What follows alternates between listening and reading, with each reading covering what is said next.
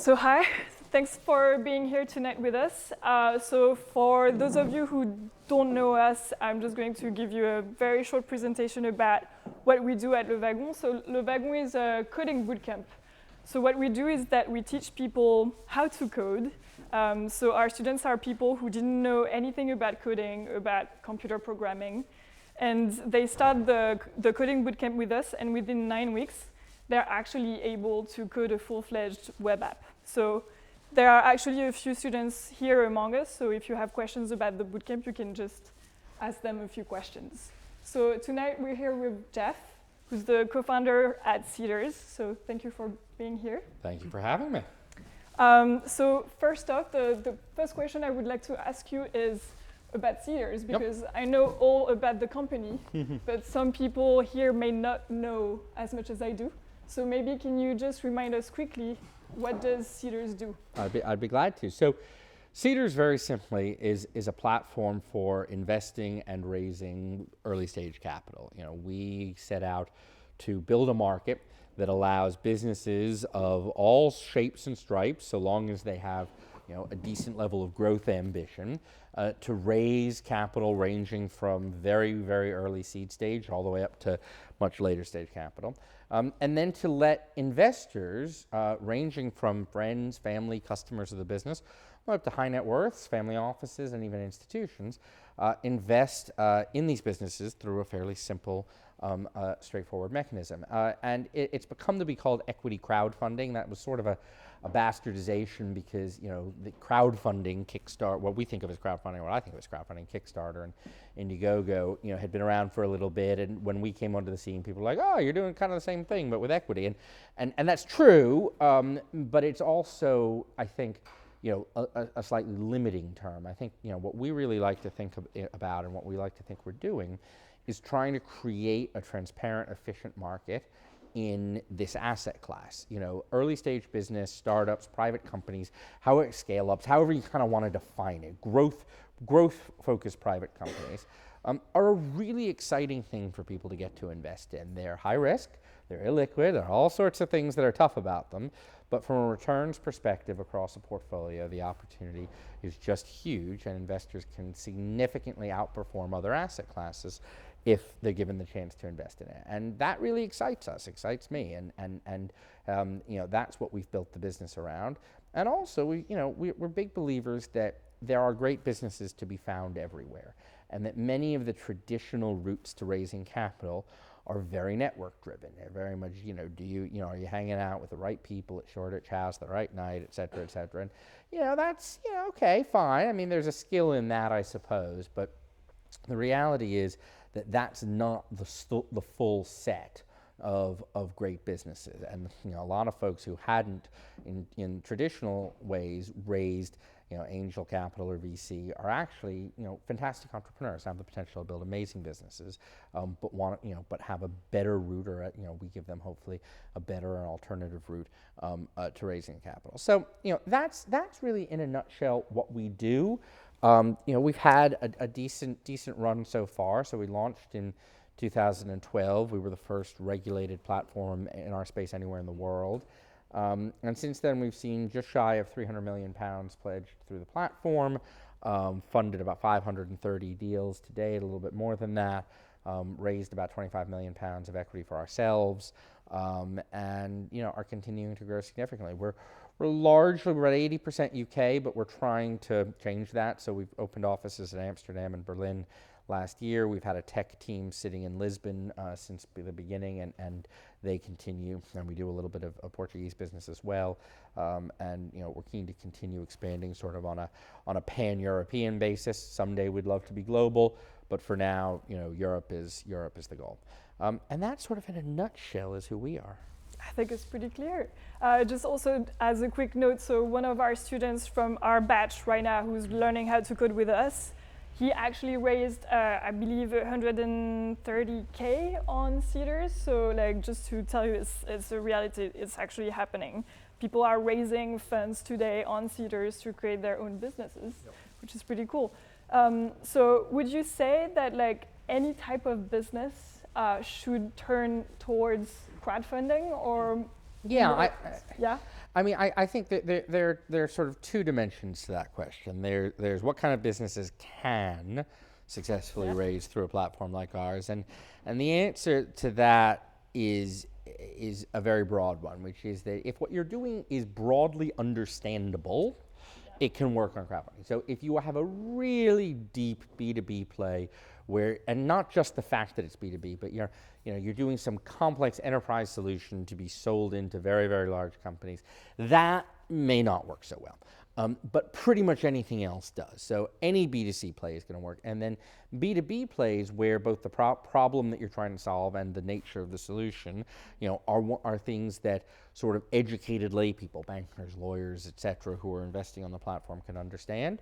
That can work great. So it's a very, very wide range of businesses. We have something like we classify businesses into like 17 sectors ranging from automotive and transport to SaaS to travel and leisure, mostly with a tech overlay across them.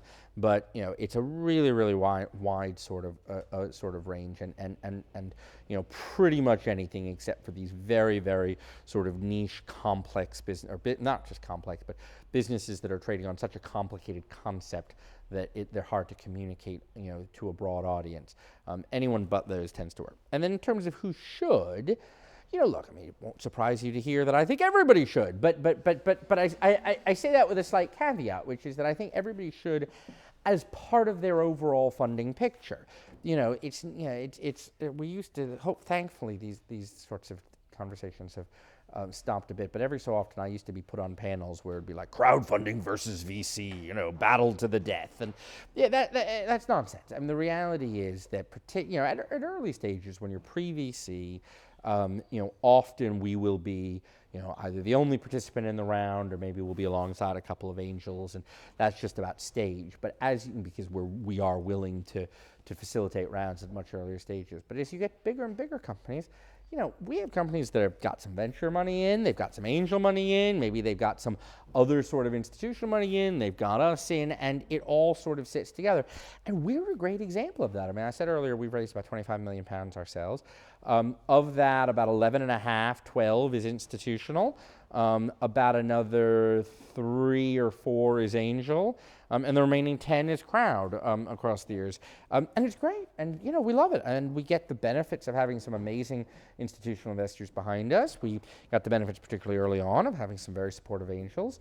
And then we get the mass benefit, and there is a huge benefit to having this crowd of about 2,500 people, all of whom have a vested interest in our success and want to see us get ahead. So I do think that, it is something that's meant for everyone or almost everyone, but not exclusively. It's something that can sit alongside other forms of funding very well. Yeah, makes sense. And so do you find now that VC investors, so at some point crowdfunding was, there was this question that was raised saying, yes, but if I choose to do a crowdfunding round and I go and see a VC fund, that investor may look at my cap table and be like, hang on, I don't want to be doing this. So how have you found that this has evolved or not? So that was, look, that was one of the challenges that was posed to us constantly in early days. That when we first launched, that was probably the single thing that made companies the most nervous.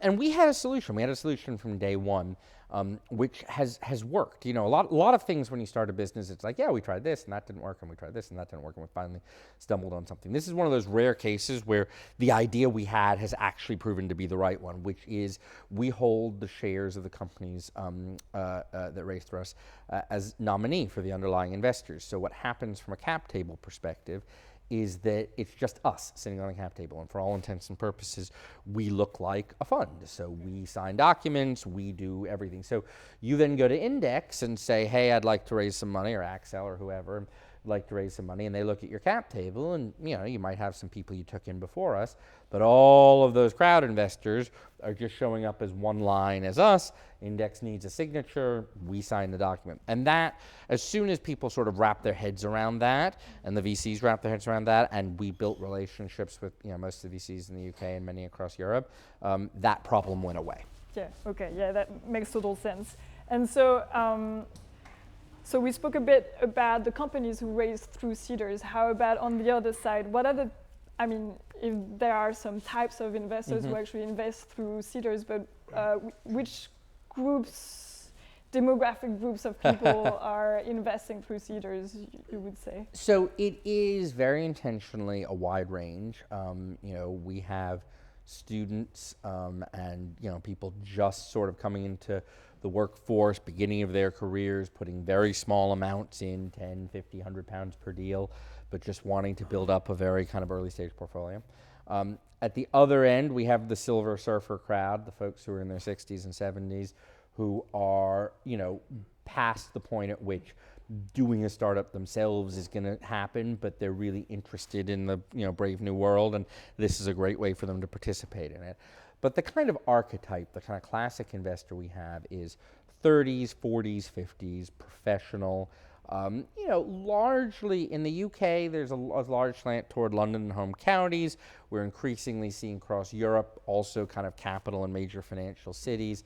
And often these are professional people who are, well-to-do, not necessarily ultra-high net worth, but making decent incomes in successful jobs. And this is a way for them to access this asset class conveniently at a ticket size that they want, and on their own terms. And one of the stories I always tell is that before we launched, we had this hypothesis that traffic would spike on weekend afternoons. The use case we sort of expected was people sitting on their tablets, on their couch on the weekends and sort of browsing through and picking deals. Totally wrong. Traffic always goes down on the weekends.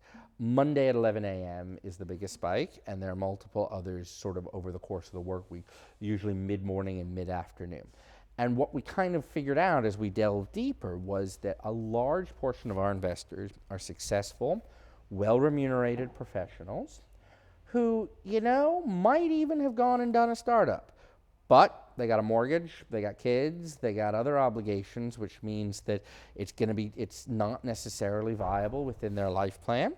But they can take a few minutes out a couple times a day at their desk, check out what new is on Cedars, ask some questions of the company, engage, et cetera, and that's their opportunity to participate in the space and at the same time take a portion of their capital. A lot of them will have investments in many other asset classes, but take a portion of their capital and try to achieve some great returns. So that's really kind of our classic investor. I'll tell you, I don't think he'll mind me saying this because he's a good friend and a good shareholder. But there's a guy named Gavin Jordan. Gavin is a partner at EY.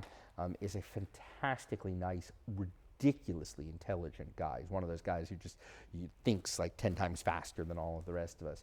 And he joined us like the day we launched or the day after we launched, and has built up a portfolio of like hundreds of investments and is very methodical about it, is very considerate, engages with the businesses, and he simply is somebody who he's got a partner of a Big Four accounting firm. One assumes he's making a decent income, decent salary, but he really cares about the space. He really believes in the startup space and wants to be part of it. And so we often use him as a bit of a proxy. We talk about, when we're sort of thinking about product things, how do we design X, Y, or Z for the Gavin Jordans of the world? Because that is actually, a great type of investor, somebody who's educated, intelligent, cares about the space, has capital to put in, likes the model that we provide. And we like all, it's not the only type of investor we optimize for, but that's sort of the archetype. Yeah, I guess you have two ways of going about caring about the space. You can invest on Cedars, which is great. You can also learn how to code with Le Wagon and start your own company. Yeah. But yeah, no, I see why being in that type of groups you would actually invest on Cedars. It makes total sense as well. So now on to more yourself. So how did you get in the space? Because originally you're not necessarily from the tech ecosystem. No, from very what far I gathered. from it. Yeah, quite far from it. I was a lawyer. You'd never be able to tell based on the suit. Now, and as I've told something, I don't worry. I don't actually wear a suit most days. I've just come from something that required it, and so I'm in my classic position of being wrongly dressed for at least one meeting every single day. But I was a lawyer. I did actually at one time, dress like this all the time. And one of the things, and I liked law. I was a corporate lawyer. I did mostly M&A, some securities work, first in New York, then in London for a few years. And, I enjoyed it. The intellectual challenge was exciting. But one of the things that sort of happens when you're a young lawyer, generally a young corporate lawyer, is that your friends who are doing startups try to get you to give them free legal advice. And so I started to get very, very peripherally involved in sort of some uni friends and all businesses who were, setting things up and needed a little bit of help. And I just, I loved it. And I also saw that, my job was basically representing very, very, very big banks and corporates taking over very, very big other banks and corporates, and largely kind of destroying a whole lot of value in the process. And the whole thing was, making good money, but in terms of what kind of mark are you leaving on the world, it was all a little bit depressing. And most of you in this room, I think, will be too young to remember. A few may remember that about 10 years ago, Barclays fought very hard to acquire a Dutch bank called ABN AMRO.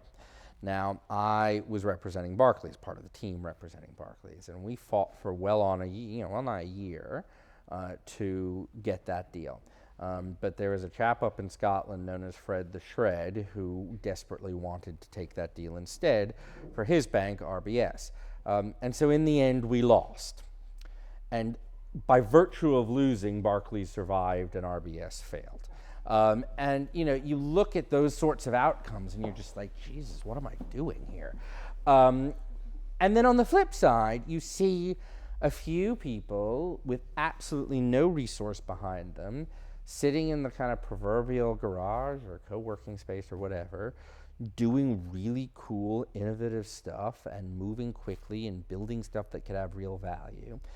And I was just like, I want to do this. Like, I want to somehow, I don't know what I want to do with this, but this is where value is being created. Like, and part of it is just the old sort of mentality of like, go out and seek your fortune kind of thing. Like, I thought and I think there is real money to be made in the space, but also part of it was just, this is where I think I'm going to enjoy getting up every morning and going to work and doing this stuff. So I decided, I was like, okay, I got to do this. I've got no idea how I'm going to do this.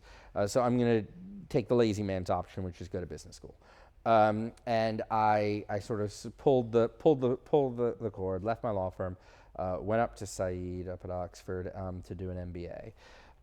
And I really had no idea what was going to come from it. And I showed up there for our course in beginning of October 2008, a week or 2 weeks after Lehman Brothers had failed and the entire world economic system was going to wherever.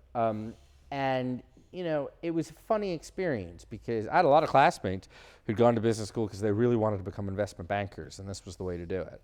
And they were kind of shitting themselves quite rightly. Like, it was a really bad time to be in that position.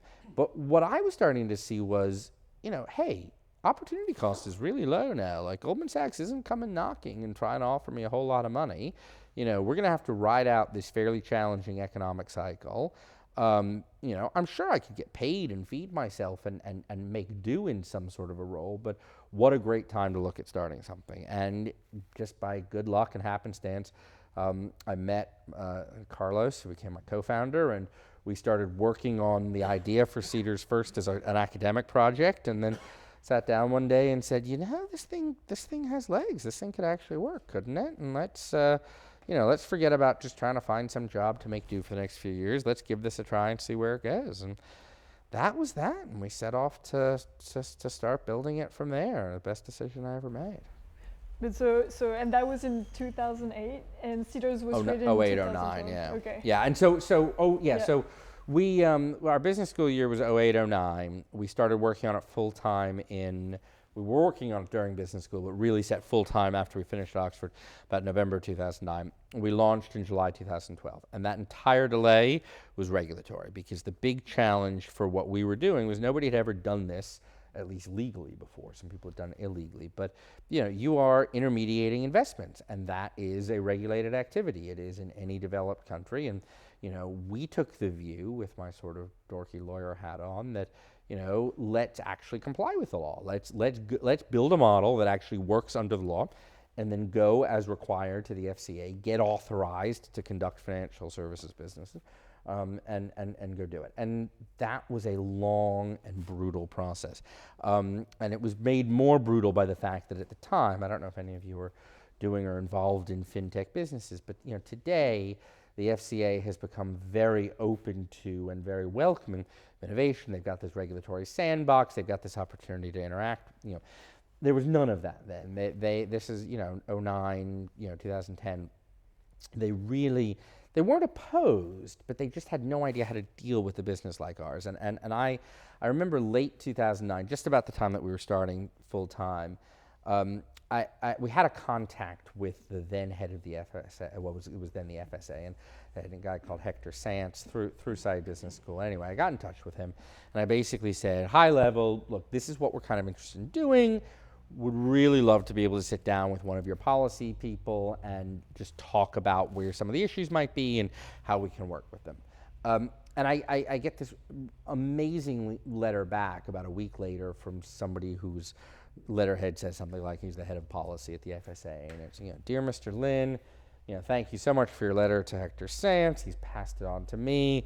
I understand you'd be interested in a meeting to discuss your business. No, sincerely yours. And it was literally, our job was, and it was made quite clear to us, our job was to go out, put together a fully fledged model, and then present it to the regulator for approval. And that meant dotting every I, crossing every T. The application we submitted wound up being 500 pages. It was a very, very brutal and long process to get there.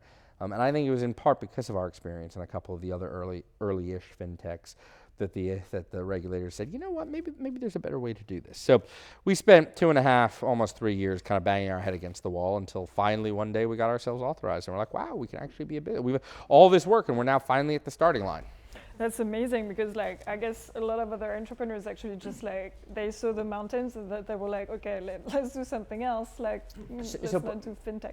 Paul Graham, who founded Y Combinator and is, I think even more than that, is one of the most remarkable essayists and writers about kind of early stage business, had a piece years ago that he entitled Schlep Blindness. And the point of it was that successful entrepreneurs are often successful because they are blind to just the schlep, the track that's going to be in front of them. And oh boy, were we examples of that. And I'll tell you, my wife still makes fun of me for this because, as I said, we finished business school. So our formal end of our business school course was September of 2009, and we were working. Alongside our coursework, Carlos and I were working on the grounding of Cedars. And we had this plan, and I thought this was a brilliant plan. So we were graduating in September of 2009. I was getting married to my then fiance in October of 2009. We were going to go on honeymoon, and we'd be back, I'd be back in London, and I'd get to work full-time November of 2009. So I was like, this is brilliant. We'll get the whole regulatory application done by September. We'll send it in. I'll go off, get married, have our honeymoon. We'll have fun while they're reviewing it. Get back in November, we'll get our approval through, and we'll get underway with business. So when we launched in July 2012, it proved that was a little bit of an overly optimistic statement, Yeah, a delayed honeymoon present. Yes, exactly, a very delayed honeymoon present. And, it was, so, look, I think there is a lot of value as a startup and as a founder. There's this great balance. If you don't want to be so crazy and so unrealistic that what you're trying to pursue is unachievable, but not being fully cognizant of the challenge ahead is really very valuable. And I see this, I see this every day now at the, where we are as a business, because we're now, we're 70 people or so. We have all sorts of highly sophisticated modeling and forecasting systems in place. And, we sit down and we know exactly what next month and the year, next 6 months are supposed to look like. And at the same time, I'm just like, there's an element of just go do it and see where it winds up, because you can't predict absolutely everything. And, how do you balance those two? I definitely orient myself a little bit more toward, don't think too much about the consequences. try it and see where it lands you.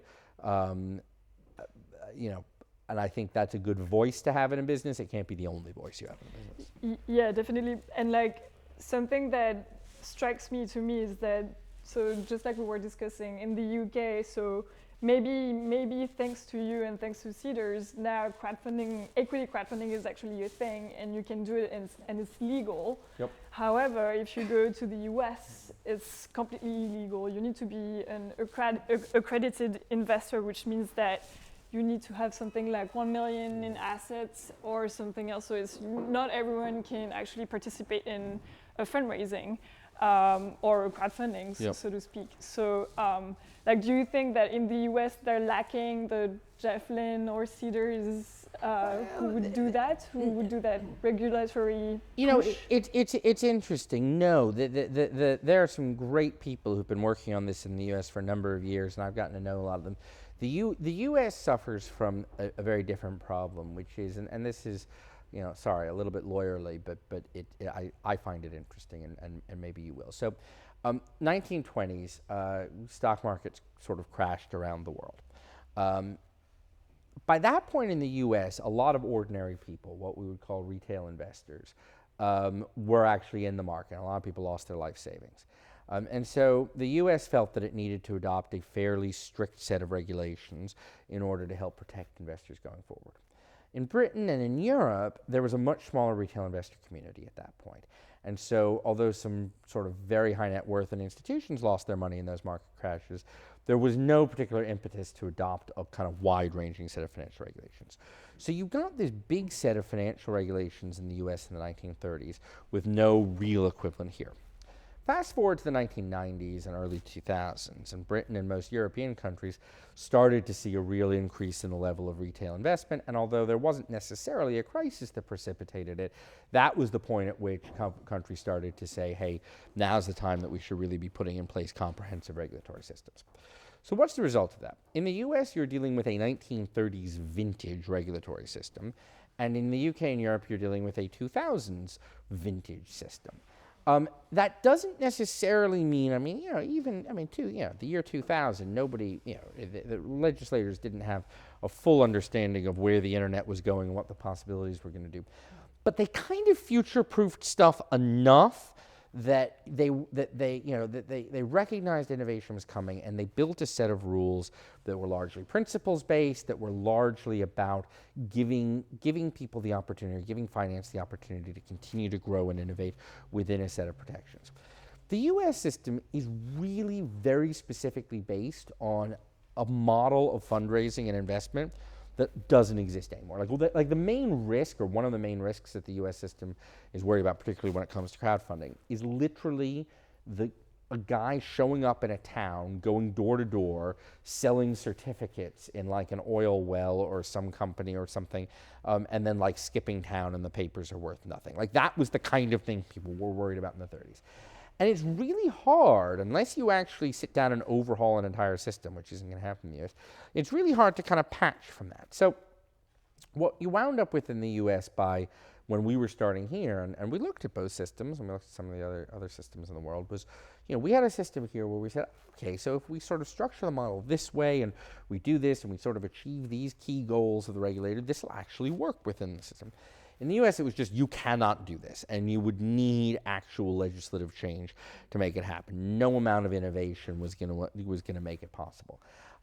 What's really interesting is that legislative change actually did happen, and I had this very strange experience in 2011 where I'd gotten to know some policymakers in Washington who were very interested in what we were doing, and I guess by virtue of the fact that I was American by birth and was doing this stuff over in the UK, they wanted to hear from me, and so they asked me to come over to testify before a congressional hearing. And at the time I was invited, it was like a couple of really innovative congressmen who were just interested in learning a little bit about crowdfunding. I remember sitting with my wife at breakfast a couple days before I was meant to fly out, and I see this sort of set of tweets come across that President Obama had decided to weigh in on this and decided this thing was a great idea. And all of a sudden I was like, holy shit, this thing's actually going to happen now. Like this kind of, And, and so it did. A piece of legislation, I wound up going over and testifying. That was the next day a piece of legislation was introduced through a series of sort of paths, it was eventually signed into law. But it was so complex and so watered down that basically, as you say, it got to a result that worked for accredited investors. Before then, you couldn't even do what we do for accredited investors, and it got to a pretty good result for them. But there was just so much reluctance under the way the system worked to allow ordinary people to invest, that to this day, although there's a very narrow way that it can be done, to this day there's really no viable structure there.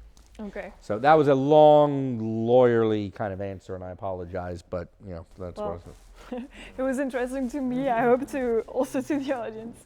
So it will be my last question, and then I will open up the questions to the audience. So you mentioned, you used an example about, like, in the US they're afraid of someone arriving in a small village and just knocking door to door and offering certificates in exchange for money. Yep. So that kind of like makes me think of ICOs because it's a new phenomenon. So I don't know if you all know about ICOs. So ICO stands for initial coin offering, and it's something that has been, I don't know, around for quite a few years now, and it's essentially a process through which a cryptocurrency project raises money by offering a share of its tokens, of its coins, instead of money to investors. So it's a type of crowdfunding in some way. So it's going to be a very, very wide question. But so, what do you think about this phenomenon, and what does it mean for crowdfunding? It's a great question. It's one that we're spending a lot of time thinking about and looking about. A couple members of our team were out in California last week at a big ICO conference, and this is big stuff. And it is interesting. You go through the years, I think, in any business or anything you work in, but certainly in technology, you go through the years with lots of kind of incremental improvements or incremental changes. And then all of a sudden overnight, something big comes out of nowhere. And this was one. I mean, I was, well aware of cryptocurrency in the sense of the major sort of, tradable, the Bitcoins and the Ethers of the world. I was well aware of the use of blockchain for various types of for smart contracts and for various sorts of digitization of assets. But I sort of went from not having heard of an ICO to like having it all over my feed within a matter of a couple of weeks. And so, it's really become massive these last 6 months or so. What do I think of it? I think one of the kind of core tenets when you think about the role of technology in finance is that there's nothing about tech that fundamentally changes the economic or financial reality of a transaction. Tech makes transactions a lot easier to do. It lowers transaction costs. It democratizes. It creates transparency. It does all sorts of wonderful things that allow you to take transactions and use them in a much broader way than you otherwise could.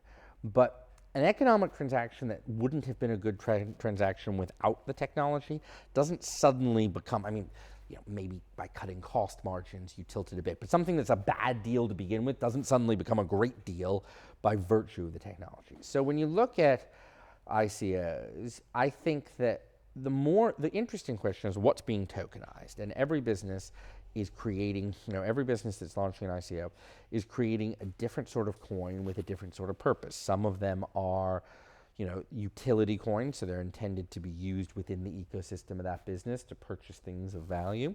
Some of them are seen as security coins, where they may be tied to a revenue stream. I mean, somebody tried, the SEC blocked it, but somebody tried recently last year to launch an ICO for that's essentially securitized the future income streams of YouTubers.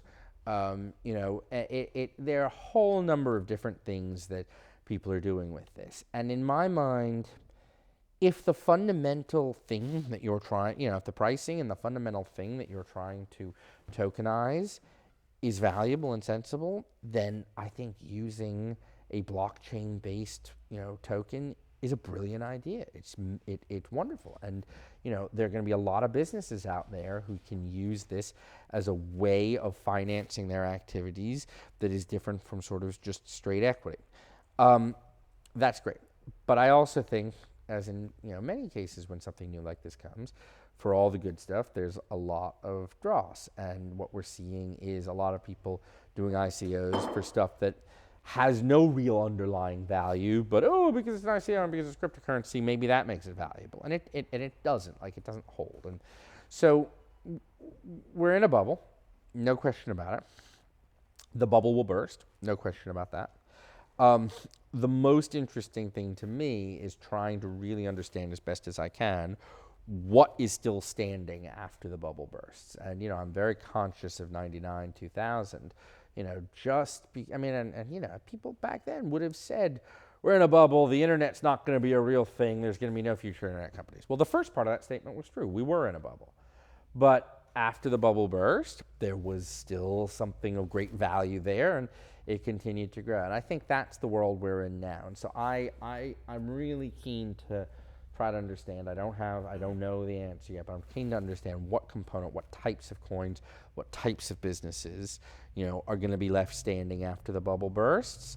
And then, in terms of how that impacts what we do, I think we'd love to find a way to be part of that. If we can add value, by, for example, intermediating the good ICOs going forward, and providing some of the infrastructure and marketing and resource the way we do for equity offerings and the regulatory structure, I think we would love to do so. I think ultimately they're not going to displace equity crowdfunding or equity. I think shares in a business have been an investment mechanism for 150 years. That's not going away overnight. And if we can't find the right way to enter the market, then we'll keep doing what we do, and I think that's fine. But I'm enthusiastic. I'd love to be part of this. We just have to find what's the real durable sort of meat here, separate from all of the kind of junk. Thank you. So I'm going to open the questions now. So yes, first one here. I have a question possibly linked to what you were just saying. Yeah. How much mileage is there in the idea that Seedrs and other platforms like this will become places like exchanges where you can buy and sell? It's a really good question. So we recently launched a secondary market on our platform. It's very limited at the moment, so it literally is just if you are already an investor in one of the businesses, like if you already bought in the primary offering for us, you can add to your stake or you can sell down your stake a little bit. It's very much a sort of beta version, but the goal is to expand that further and further and hopefully create a decent and robust secondary marketplace that sits alongside the primary. And second, if you can make a secondary market work, that's generally a good thing in any asset class because it encourages more people to go in on a primary basis. The two things that suck about investing in very early stage businesses is one, a lot fail, and two, those that succeed take a long time to pay out. The secondary market solves the second of those. It doesn't solve the failure issue. It doesn't solve the fact that you've got a skewed distribution of returns. The only thing that solves that is diversification and making sure that you have a broad portfolio. But a secondary market means people can get out earlier, and that encourages more people to come in. At the same time, I am very conscious that there have been scores of people who've tried to build secondary markets for private companies through the years and have almost to a number failed. The closest that anybody ever came to running a standalone business as a secondary market for private companies was a company called Second Market based in New York in the early part of this decade. And they got to the point where they were quite successfully trading in about 50 private companies, all of which were closely pre-IPO. Much of their business was Facebook in the 2 years before it IPO'd, and then they were doing Groupon and Twitter and a number of others. And I knew those guys, and I remember talking to them, and they had this vision of expanding out to 12,000 companies, and they were going to do anything from A round beyond, et cetera. And even they, who had come closest to making it work, really never made it work. And it's hard. It is hard to maintain liquidity in private companies. You don't have, and you don't really want to have, you don't want to make companies be disclosing constant information. Otherwise, they may as well be public, right? Like, so, regular updates and regular basic sort of things are fine. The formal reports and detailed management accounts and all, like, you don't really want that. And without that, it's hard to really get liquidity. So, slightly long-winded way of saying, I think there's a role for secondary. I think it will continue to play a part in our platform, an increasing part. I think it's an exciting thing, but I think it has real limits, and I think that, we do better to some degree framing this space and framing what we do as being fundamentally about, you are investing in this illiquid thing, and there might be some interesting secondary opportunities along the way, rather than poof, we've transformed an illiquid asset class into a liquid one. Yes, sorry. Yep. So, I'm interested in the very early stage of your business. Mm-hmm. So, to the extent that you're a marketplace connecting buyers and sellers, Yep. You encounter a chicken and an egg problem at the outset. Yep. How do you get customers to come into your store to buy whatever's on your shelf? Right? Yep. And businesses tend to scale one to the other first. Yep. How did you go about that?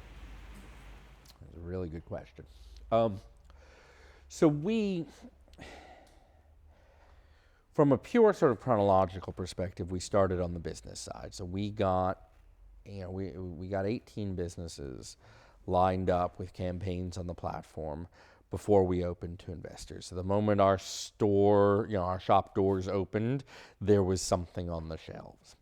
How the hell we got those 18 businesses, I'm still not really sure. I mean, it was one of these things where, looking back, I think that it was a slightly different time.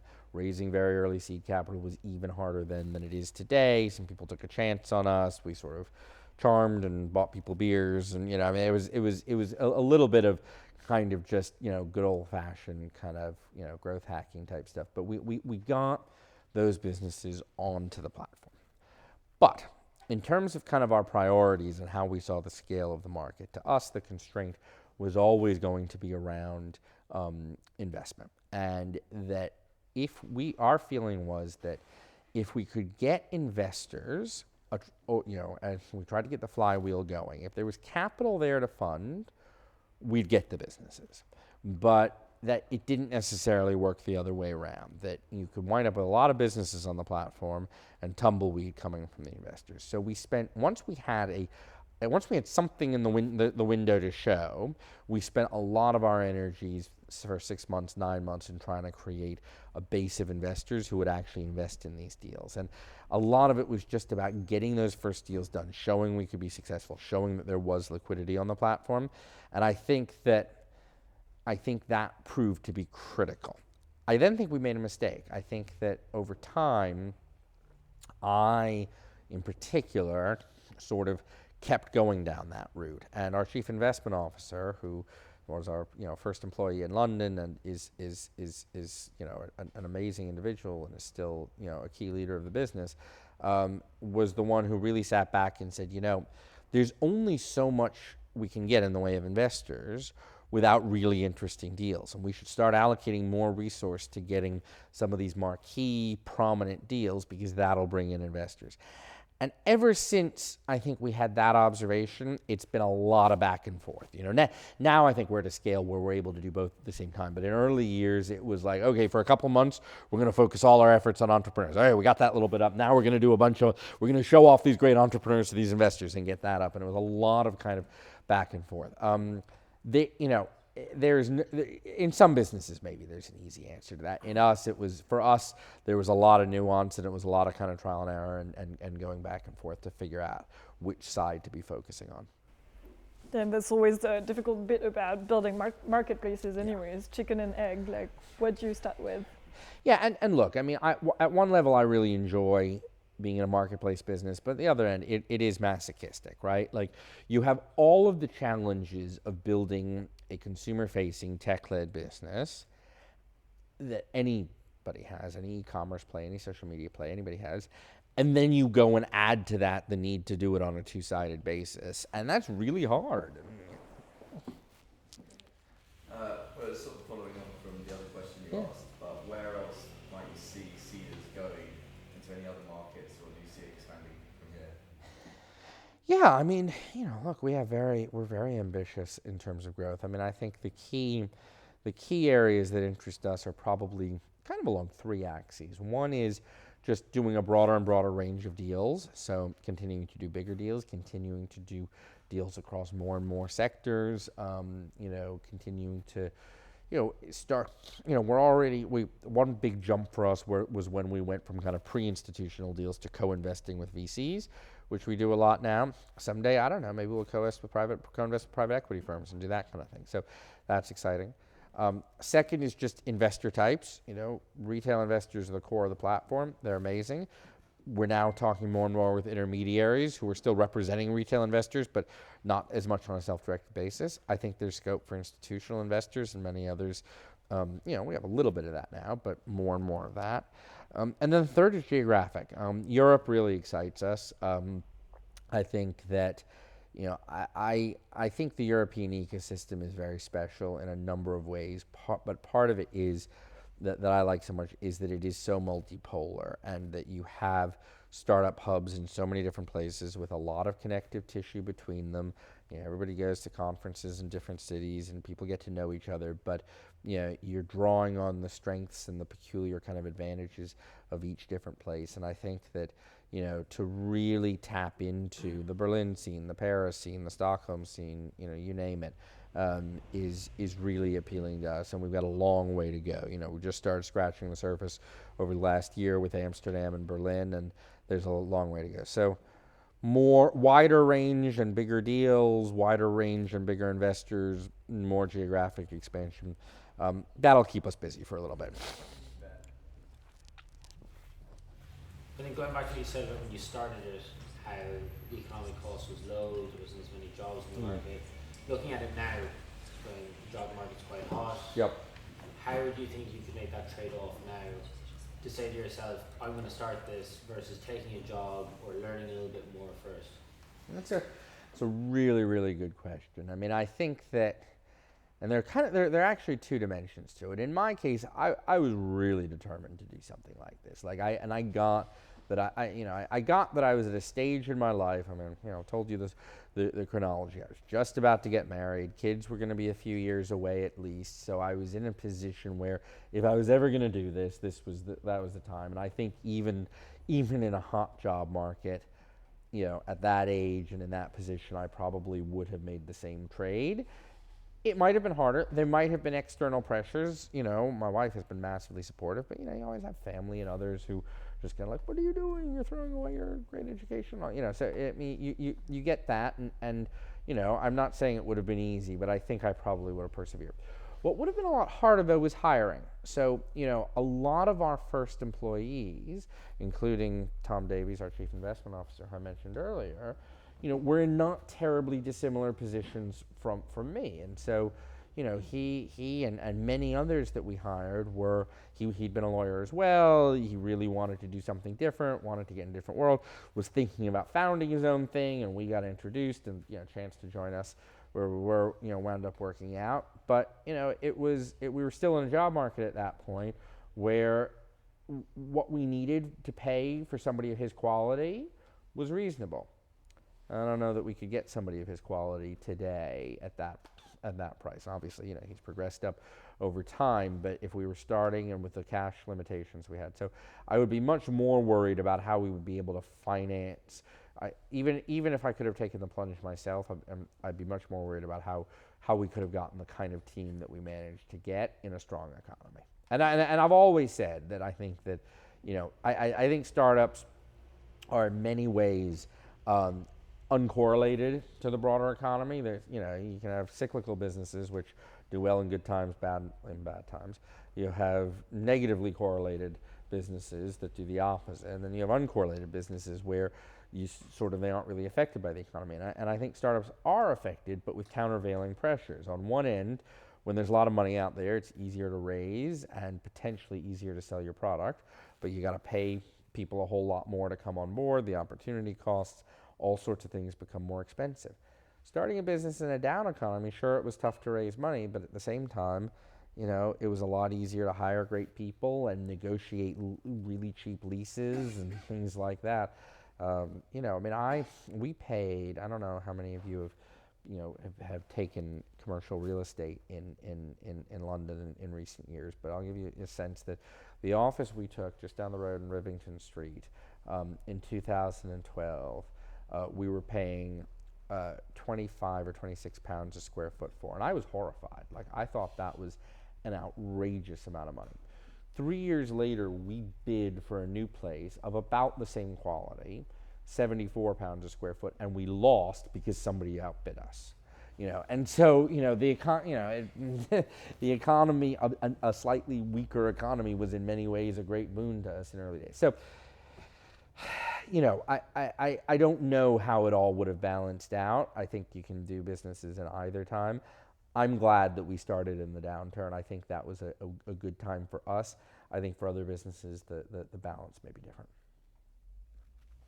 Can you talk a little bit about the investment process that you follow and the diligence that you do? Yep. How do you decide to invest in the person, the team, the product? Yep. So the key point there is that we're a platform rather than an investor, and so we are very studiously not making our own investment decision. Our job is to do fundamentally two things. One is to make sure the deal is what it says it is. So we do a comprehensive due diligence on the campaign that they build, and it's a whole long process of, every statement that's factual, we see evidence to support. Anything that's aspirational, we make sure that it's properly phrased and structured. But it's all getting at making sure that this business is what it says on the tin.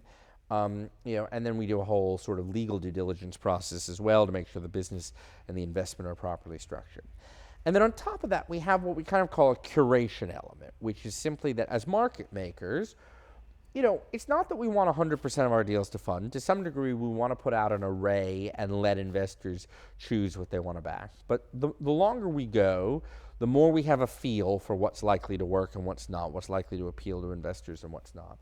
And if we know a deal, even if we think it might be a great investment, frankly, if we just know it's not going to get legs on the platform, we generally won't put it on. So we try to we try to assess, is this likely to be interesting to enough of the market that it's worth putting out there? But that's the extent of our kind of normative decision making. And we really very firmly believe that 200 or 500 or 1,000 professionals from a wide range of different backgrounds voting with their wallets on a particular business is a better way of picking businesses than me sitting in an office saying, yes, you. And so, it's always a balance. And, I'm sure we've turned away businesses that we got wrong. We've certainly accepted businesses that didn't go anywhere. But, we try as hard as we can to do it in a way that, all the disclosure, all the legals, everything is in order, but the investment decision sits with the investors.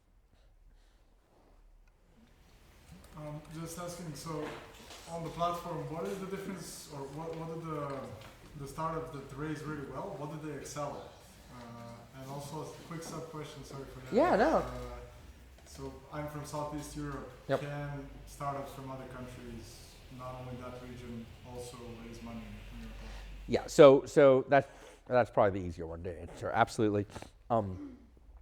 We allow businesses from anywhere in Europe. I mean, basically our rule, we're open across Europe, and although technically we can have businesses from anywhere in the world, we're able to take investors from anywhere in Europe, and we sort of say that the business kind of has to be somewhere in Europe as well. And we have a pretty broad definition of what Europe means for those purposes. Open across Europe. We've had Croatian deals, we've had Bulgarian deals, I don't know if we've ever done a Serbian deal, but we would. I mean, are you Serbian? Yeah. No, I mean, I wouldn't. That's fine. We're very open. Sometimes the question that when I say broad definition, the one that always comes up as a question mark is Israel. And people have put to us many times that because Israel's in the Eurovision Song Contest, we should allow them on the platform. And we actually probably would if it weren't for the fact that they've got this very distinct and separate very robust, but very separate startup ecosystem that's very linked to the US. And so we sort of consciously stayed out of that market. But yes, so the rest of Europe, we're very open to. In terms of what makes certain campaigns more successful than others, there's a combination of factors. That probably the number one, and particularly where you see the really big blockbuster campaigns, where you see people getting 1,000 investors or more, raising £1 million, £1.5 million, or 2 million. A lot of that has to do with motivating the community. So equity crowdfunding, as it is, or what we do, is really about combining a bunch of different types of investors. There are all of our investors, and they love to come into new and interesting deals. But they tend to come in sort of toward the later end of the deal.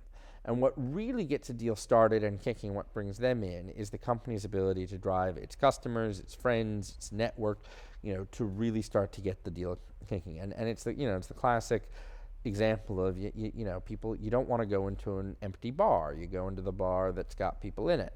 Likewise, our investors don't invest in deals that are 0% funded. They invest in deals that have got a little bit of base, and every day that they check back seem to be moving up and up. So a big part of the process we work with entrepreneurs on is, how do you motivate that community? In some cases, it's very easy. Some cases, you got a big customer base that's a direct mailing list, and it's just about sort of straight shots to them, and that does it.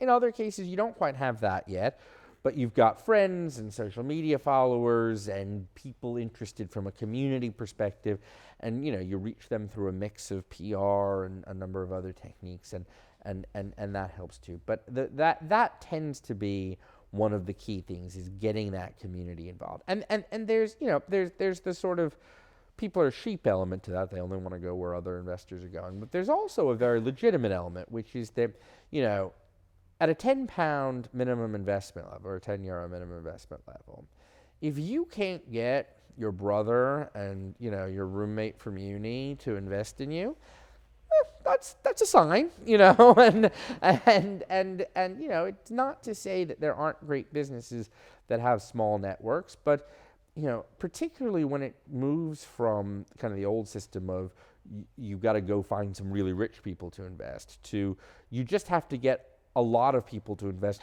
a small amount, that's not a terrible proxy for your ability to then go out and sell and build a successful business.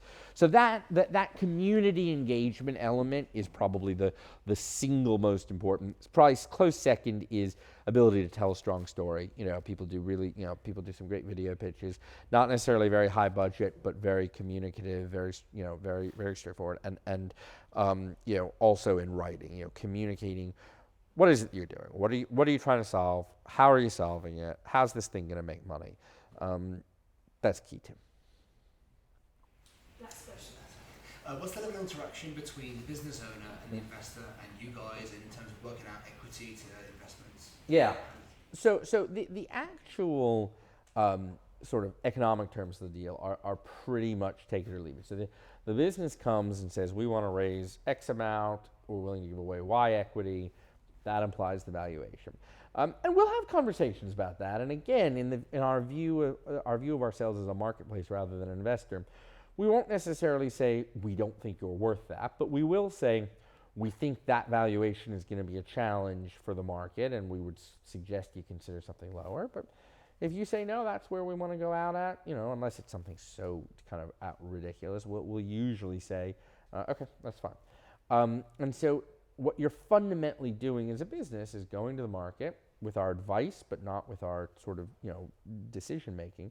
You're going to the market and saying, okay, invest in us on these terms. And then it is for the investors to decide whether they like the business at that price. There is a lot of dialogue between investors and the company over the course of the campaign. So there's a whole Q&A section and chance to request additional information. Sometimes people want to dive into very specific questions. Sometimes people just want more detailed information. And that helps, I think, formulate some of the feedback that the deals get. And sometimes companies will find that the feedback they're getting is, yeah, we like what you're doing, but really not at this price. So they wind up lowering the price and coming back at a lower price. So there is that kind of one-on-one interaction. But fundamentally, it is sort of a take it or leave it model where investors, if they want to be in the deal, that's the price they're getting in at. Otherwise, they pass on the deal. Thank you so much. Thank you all. Thanks for your questions.